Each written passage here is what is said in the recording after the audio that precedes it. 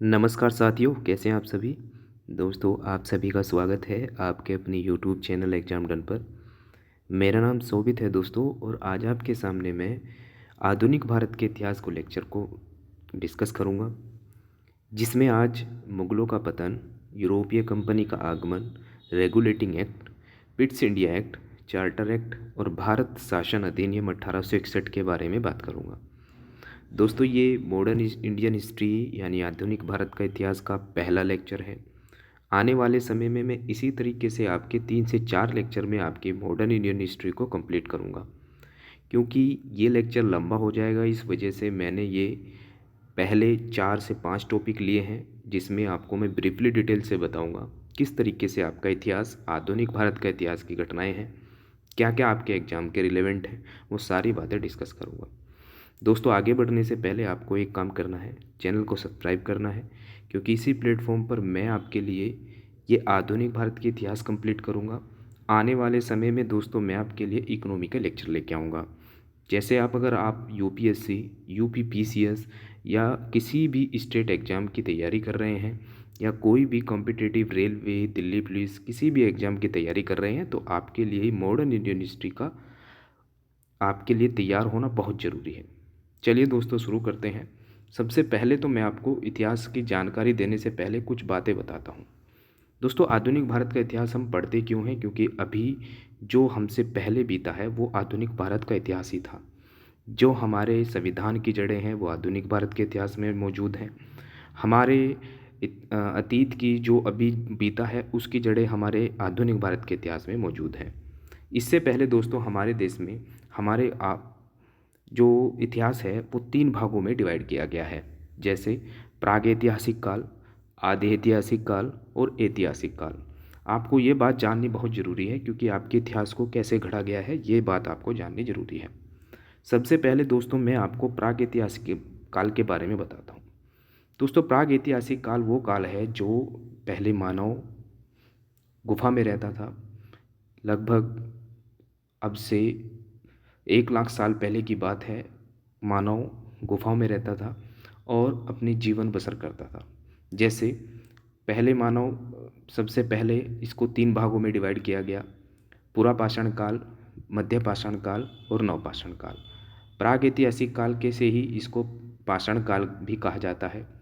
इसके अगर साक्ष्य दोस्तों चित्रात्मक मिले हैं, क्योंकि सबसे मेन इम्पोर्टेंट बात ये होती है कि अगर किसी इतिहास को लिखा जा रहा है तो वो सोर्स जानना बहुत ज़रूरी है, क्योंकि बिना सोर्स के इतिहास नहीं लिखा जाता। प्राग इतिहास के जो सोर्स हमें प्राप्त हुए हैं वो दोस्तों प्राप्त हुए हैं गुफाओं से, क्योंकि हमारे मानव जो पूर्वज थे उन्होंने चित्रात्मक तरीके से अपने आप को समझाया है कि कैसे वो शिकार करते थे। ऐसे गुफाओं में उन्होंने रह के अपना चित्र बना रखे हैं, वहाँ से हमने इतिहास को उठाया है। वो सभी का सभी दोस्तों तीनों पाषाण काल में ये हुआ है। पुरापाषाण काल में दोस्तों खोज होती है, आग की खोज होती है। फिर मध्य पाषाण काल के अंदर ये कृषि का उत्पादन होता है, कृषि शुरू होती है। फिर नवपाषाण काल में कृषि को पुरजोर से किया जाता है। ये दोस्तों आपका प्राक ऐतिहासिक काल कहा जाता है। आदि ऐतिहासिक काल का दोस्तों ये कालखंड है जिसमें हमारे सभ्यता को कहा जाता है। जैसे हमारी संस्कृति, हड़प्पा सभ्यता, जैसे वैदिक सभ्यता को आदि ऐतिहासिक काल कहा गया है। दोस्तों, आदि ऐतिहासिक काल में हमने खोज तो की है, लेकिन उनकी लिपि को हमारे से पढ़ा नहीं गया है। तो आज भी ये लिपि हमसे पढ़ी नहीं गई है कि किस तरीके का लोग हड़प्पा सभ्यता में होते थे, कहाँ क्या काम वो करते थे। बस उनकी मोहरों के आधार पर, उनके जो साक्ष्य वहाँ से प्राप्त हुए उनके आधार पर हमने ये इतिहास लिखा है। उम्मीद है दोस्तों ये आपको बातें समझ में आ रही होंगी। फिर आते हैं ऐतिहासिक काल पर। ऐतिहासिक काल का मतलब होता है दोस्तों कि पूरी तरीके से इतिहास आपके सामने मौजूद है, लिखित में भी मौजूद है, साक्ष्य के आधार पर भी मौजूद है, और आपके सामने स्थापत्य कला जो भी बना के गए हैं, जो भी ये ऐतिहासिक काल के लोग बना के गए हैं, वो सारे के सारे हमारे सामने मौजूद हैं। और ये सभी लिपि हमने पढ़ी लिखी है। जैसे संस्कृत संस्कृत से हमने इतिहास उठाया है, जैसे कुछ वेदों से हमने इतिहास उठाया है अपना, पुराणों से और उपनिषदों से हमने इतिहास आज के समय में जो लिखा हुआ है ये ऐतिहासिक काल है। दोस्तों, सबसे बड़ी बात आती है ऐतिहासिक काल को भी 3 खंडों में डिवाइड किया गया है: प्राचीन ऐतिहासिक काल, मध्य इतिहास, आधुनिक इतिहास और विश्व का इतिहास दोस्तों मैं कभी एक लेक्चर में आपको सारी बातें बताऊंगा। अभी फ़िलहाल मैं आपको प्राचीन इतिहास के बारे में बताता हूँ। प्राचीन इतिहास को कालखंड को हम दोस्तों जितना भी हिंदू का काल है वो प्राचीन इतिहास के काल को डिवाइड करते हैं। मध्य इतिहास काल के अंदर दोस्तों जो मुस्लिम इन्वेडर थे वो भारत में आते हैं। इस तरीके से हमारे देश में ये मध्य काल का जो इतिहास कहा जाता है ये दोस्तों आपका मुस्लिम इन्वेडर का काल है। वहीं दोस्तों अगर मैं करता हूँ बात आधुनिक भारत के इतिहास की तो ये यूरोपियों का काल है। भारत में सभी के सभी ने आके इन्वेड किया है, आक्रमण किया है, तो ये कालखंड भी इसी तरीके से डिवाइड हुआ है। प्राचीन ऐतिहासिक काल आपका हिंदुओं का काल, मध्य काल दोस्तों मध्य इतिहास काल आपका मुस्लिमों का काल और आधुनिक भारत का इतिहास आपका यूरोपीय कंपनियों का काल। तो उम्मीद है दोस्तों ये आपको बातें समझ में आई होगी। थोड़ी सी बातें याद रखना क्योंकि मैं अब आपको आधुनिक भारत के इतिहास के आगे लेके चलता हूँ। दोस्तों सबसे पहले तो बात आती है इतिहास कहाँ से शुरू होता है। मैंने स्टार्टिंग में तुम्हें बताया कि जो आधुनिक भारत का इतिहास शुरू होता है वो 1707 के औरंगजेब के मरने के बाद शुरू होता है। क्योंकि औरंगजेब मर जाता है और उसका मुग़लों का डिसइंटीग्रेट यानी मुग़लों का पतन शुरू हो जाता है। मुग़लों का पतन शुरू होने से जो अलग अलग राज्यों में जहाँ जहाँ पे सरकारें थे, जहाँ पे पूरे तरीके से डोमिनेंट था औरंगजेब का, वो अलग अलग खड़ा होता है। तो पहले तो मैं तुम्हें मुग़ल के बारे में बता देता हूँ कि मुग़ल आखिर कहाँ से कैसे कैसे आए। दोस्तों आपने नाम सुना होगा बाबर का। ये बाबर दोस्तों उज्बेकिस्तान के आज के समय में ताशकंद के जहाँ पे है उज्बेकिस्तान में इसका जन्म हुआ था। कहा जाता है ये चंगेज़ खां का ही वंशज था। और उसके बाद दोस्तों मुग़ल एम्पायर में ये इधर को आता है, भारत की तरफ इन्वेड करता है। सबसे पहले ये लाहौर और काबुल को जीतता है। उसके बाद दोस्तों बाबर 1525 में इसको जीत के फिर आगे बढ़ता है। पानीपत का प्रथम युद्ध होता है 1526 में। उसके बाद दोस्तों फिर ये आगे बढ़ता है और आपको देखने को मिलता है कि ये पानीपत के युद्ध जीतने के बाद दिल्ली की ओर बढ़ता है। फिर दिल्ली को जीतने के बाद दोस्तों ये इसकी मृत्यु हो जाती है। फिर इसमें अकबर की भी कुछ एड ऑन होता है, हुमायूं भी युद्ध लड़ता है, वो मध्यकाल में दोस्तों मैं आपको बताऊंगा। पहले तो ये बातें मैं ऊपर ऊपर की आपको बता देता हूँ। फिर अकबर का काल होता है 1605 तक। 1605 तक अकबर ने ये पूरा इलाका जीता जो आपको येलो कलर में दिखाई दे रहा होगा। फिर दोस्तों आता है आपका औरंगजेब का काल, जो सबसे बड़ा कार्यकाल था, जो सबसे बड़ा क्षेत्र जीता था जिसने, वो था दोस्तों औरंगजेब का। याद रखना है दोस्तों, मोस्ट इंपॉर्टेंट है कि इसका औरंगजेब की मृत्यु से आपसे क्वेश्चन पूछ लिए जाते हैं कि औरंगजेब की मृत्यु कब हुई थी, 1707 में हुई थी, याद रखना है। आगे बढ़ते हैं दोस्तों। तो मैंने आपको बताया कि अलग अलग जब भी कभी मुग़लों का पतन हुआ तो अलग अलग जगहों पर अलग अलग राजा इकट्ठे अपना अपना राज्य स्थापित करने लगे। अवध से दोस्तों सादत खां अलग हो जाते हैं। हैदराबाद से चिलकलीज खां या निज़ाम उल मुल्क आसफ जहाँ, ये क्वेश्चन पूछा गया है दोस्तों प्रीवियस ईयर में कि हैदराबाद में ऐसा हैदराबाद से कौन से निज़ाम थे जो मुग़लों से अलग हो गए थे, जिन्होंने हैदराबाद की स्थापना करी। वो थे चिलकलीज खां। रुहेलखंड से दोस्तों वीर दाऊद और मोहम्मद अली अलग हो जाते हैं मुग़ल से। बंगाल से मुर्शीद कुली खां, कर्नाटक से सादत खां और भरत से चूड़ामन बंदन सिंह। ये दोस्तों क्रोनोलॉजी से आपको इतिहास को पढ़ना है। आगे दोस्तों बढ़ते हैं। इसमें फिर आते हैं आपके मुग़ल। ये क्रोनोलॉजी आपसे पूछ ली जाती है कि मुग़ल सम्राट जो थे, मुग़ल सम्राट का ये बताइए कि ये कौन कौन से पहले थे, कौन से बाद में थे, आपको क्रोनोलॉजी याद रखनी है। बहादुर शाह था 1707 में, जो औरंगजेब का लड़का होता है। बहादुर शाह 1707 से 1712 तक रहता है।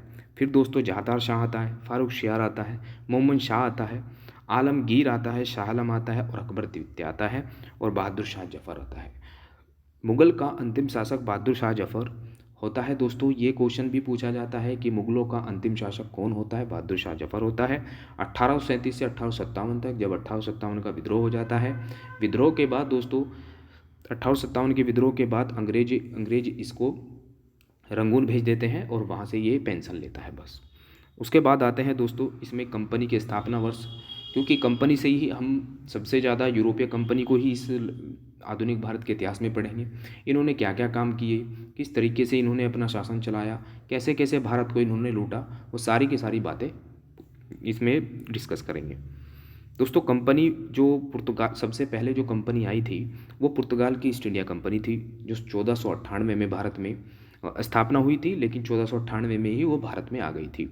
आपको पता होना चाहिए कि सबसे पहले जो पुर्तगाल का नागरिक था वो भारत में पहुंचा था और उसका नाम था वास्को डी गामा। 1498 में कालीकट के तट पर पहुंचा था। फिर दोस्तों अंग्रेज ईस्ट इंडिया कंपनी की स्थापना होती है 1600 में, लेकिन भारत में नहीं आए। भारत में ये 1608 में आते हैं, जब इनको जहांगीर की अनुमति मिल जाती है।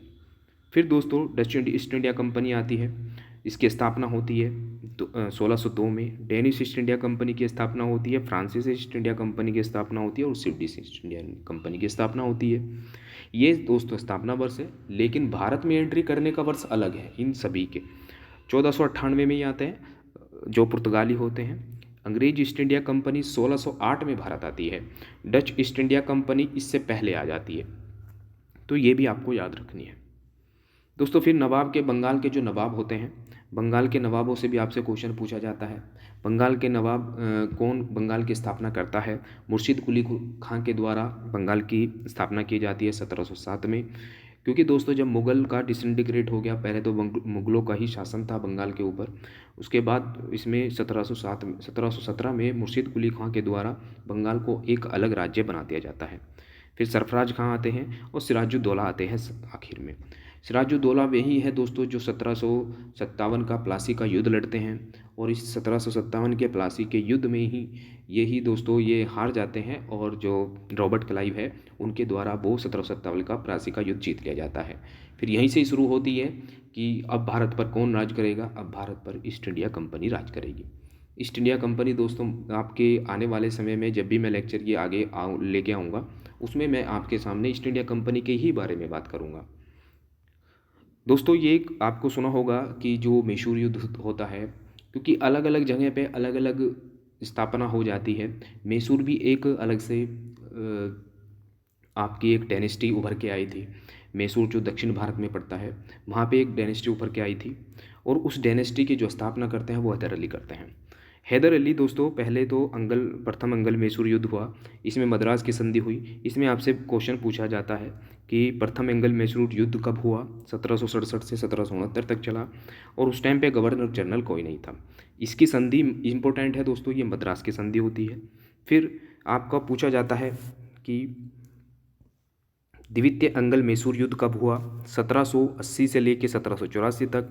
इसमें जो इसके गवर्नर होते हैं वो लॉर्ड वार्डन हेस्टिंग होते हैं, और मंगलोर की संधि से आपसे क्वेश्चन पूछे जाते हैं। तृतीय अंगल मैसूर युद्ध दोस्तों, अंगल को याद रखना है, अंगल का मतलब होता है अंग्रेज, अंगल का मतलब अंग्रेज होता है। अब ये अंगल जहाँ भी आएगा आगे आने वाले समय में, जब भी मैं ये बात करूँगा आपके सामने कि अंगल मैसूर युद्ध, अंगल अंग्रेज युद्ध, अंगल अफगान युद्ध, अंगल नेपाल युद्ध, ये सब के सब अंगल का मतलब होता है अंग्रेजों के साथ ये युद्ध लड़े हैं।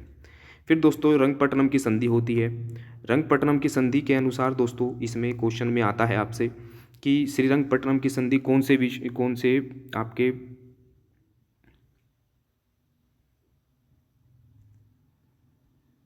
श्रीरंगपट्टनम की संधि होती है दोस्तों। फिर उसके बाद आपसे पूछा जाता है रंगपट्टनम की संधि होती कब है? 1790 से 1792 में। और किसके काल में होती है? लॉर्ड कॉर्नवालिस के काल में होती है। मोस्ट इंपॉर्टेंट है दोस्तों, आपसे क्वेश्चन में यही बात पूछी जाती है। आगे बढ़ते हैं। अब थोड़ा सा ये बात को याद रखना है आपको कि जब मुग़लों का पतन हो रहा था तो कहीं ना कहीं सिख भी अपना अपना पैर जमा रहे थे।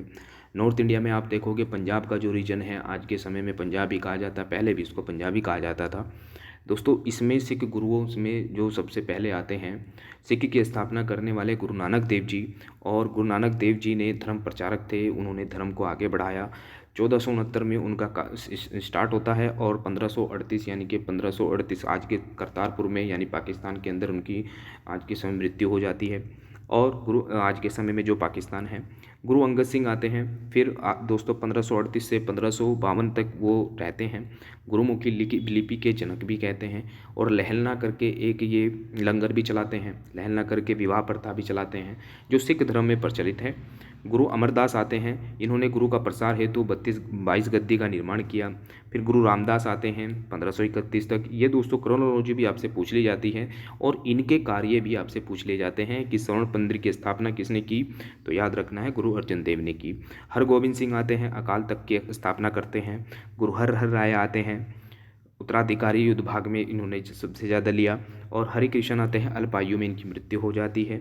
गुरु तेग बहादुर आते हैं, औरंगजेब के द्वारा इनको फांसी दे दी जाती है। गुरु गोविंद सिंह आते हैं, इन्होंने खालसा पंथ की स्थापना करते हैं, जो खालसा सेना होती है। ये बातें आपको याद रखनी है। आपसे यही क्वेश्चन पूछे जाते हैं दोस्तों कि उसके बाद गुरुओं के बाद कौन सी प्रक्रिया प्रचलित हुई, तो ये मिसल होते थे। उसके बाद 12 मिसल आए। 12 मिसल के द्वारा दोस्तों फिर आगे सिख धर्म को आगे बढ़ाया जाता है, उनके प्रचार प्रसार को आगे बढ़ाया जाता है। और आज के समय में जो पंजाब का पूरा इलाका है, यहीं पे ये सिख धर्म पनपा है। ये याद रखना है दोस्तों आपको बातें। अब दोस्तों मैं आपको जो अब इस लेक्चर का मेन इंपॉर्टेंट टॉपिक है वो है दोस्तों गवर्नर। गवर्नर को आपको 4 कैटेगरी में डिवाइड करना है। पहले बंगाल के गवर्नर, फिर बंगाल के गवर्नर जनरल, फिर बंगाल के गवर्नर जनरल, फिर भारत के गवर्नर जनरल। ये याद रखना है दोस्तों। रॉबर्ट क्लाइव दोस्तों सबसे पहला भारत का बंगाल का गवर्नर जनरल होता है, और रॉबर्ट क्लाइव के द्वारा 1757 का प्लासी का युद्ध लड़ा जाता है, जिसमें आप देख पा रहे होंगे ये इलाका पूरा का पूरा रॉबर्ट क्लाइव और Henry Warren Hastings, John Carter, ये वारेन हेस्टिंग वगैरह जो भी आते हैं बंगाल के गवर्नर होते हैं। बक्सर का युद्ध लड़ते हैं, प्लासी का युद्ध लड़ते हैं, द्वेष शासन का अंत भी यही करते हैं। प्रथम मंगल मराठा भी इसी के काल में होता है, बंगाल के गवर्नर जनरल के काल में होता है। बंगाल का अंतिम गवर्नर भी वारेन हेस्टिंग होते हैं। ठीक है, ये याद रखने हैं। बंगाल के गवर्नर जनरल को भी ये भी याद रखना है दोस्तों कौन कौन से आते हैं।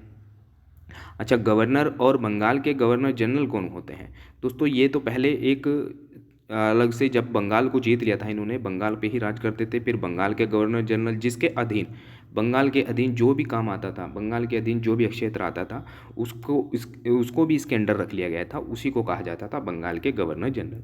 वारेन हेस्टिंग आते हैं 1784 में, 1785 तक रहते हैं। उसके बाद वेलेजली, सर जॉन वारले, जॉन मिंटो प्रथम, वारेन हेस्टिंग्स, एमस्टर्ड और विलियम बेंटिंग 1823 तक ये बंगाल के गवर्नर जनरल रहते हैं। फिर दोस्तों भारत के गवर्नर जनरल बनते हैं लॉर्ड मैडकॉक बनते हैं 1835 से 36 तक।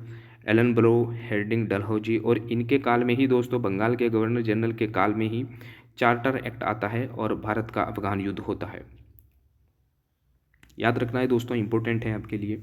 इनको मैं ब्रीफली डिटेल से आगे से चर्चा करूंगा, क्योंकि मेरा आज मोटिव था आपको ये बताना कि किस तरीके से आपका इतिहास चलता है, और आधुनिक भारत के इतिहास में मेन इंपॉर्टेंट जो घटनाएं होती हैं वो आपको मुझे बताना था। इसी तरीके से दोस्तों मैं आपके सामने ये गवर्नर जनरल की सारी लेक्चर सीरीज लेके आऊँगा। ऐसे ही आपके सामने मैं एक एक डिटेल से एक एक गवर्नर को बताऊँगा कि किस तरीके से याद रखना है। दोस्तों ये बातें मैंने आपको बताई हैं, और मोस्ट इंपॉर्टेंट जो मैं आपको बताने जा रहा हूँ ये याद रखना है कि इनका स्थापना वर्ष याद रखनी है। और दूसरी बात दोस्तों, ये जो मुगल सम्राट का जो उत्तर मुगल काल का काल है, खंड है इनका, ये आपको याद रखना है, क्योंकि इन्हीं से क्वेश्चन आते हैं, ये क्रोनोलॉजी से क्वेश्चन पूछे जाते हैं। अब दोस्तों इसमें याद रखना कि जो हैदराबाद के निजाम थे किसने स्थापना करते हैं, चिलकिलिच खां पे, क्योंकि ये कई बार क्वेश्चन पूछा गया है। बंगाल के जो स्थापना करते हैं मुर्शिद कुली खां, कर्नाटक की कौन करते हैं, सादतुल्ला खां, भरतपुर की चूरामन और बंदन सिंह, ये बात याद रखनी है। दोस्तों ये थोड़ा सा मैप था, इंट्रोडक्शन था पूरे आपके आधुनिक भारत के इतिहास का, क्योंकि मैंने आपको शुरू से ही बताया कौन कौन से कैसे कैसे इतिहास होता है, इतिहास का जनक इतिहास में कैसे कैसे होता है, और कहाँ कहाँ पे क्या क्या बातें होती हैं। दोस्तों वीडियो कैसा लगा आप मुझे कमेंट बॉक्स में भी बताइए, और आगे आने वाले समय में मैं इसी तरीके से आपके लिए वीडियो लाऊं, मुझे भी आप उसको कमेंट बॉक्स में बता सकते हैं। थैंक यू दोस्तों, मिलते हैं अपनी नेक्स्ट वीडियो में।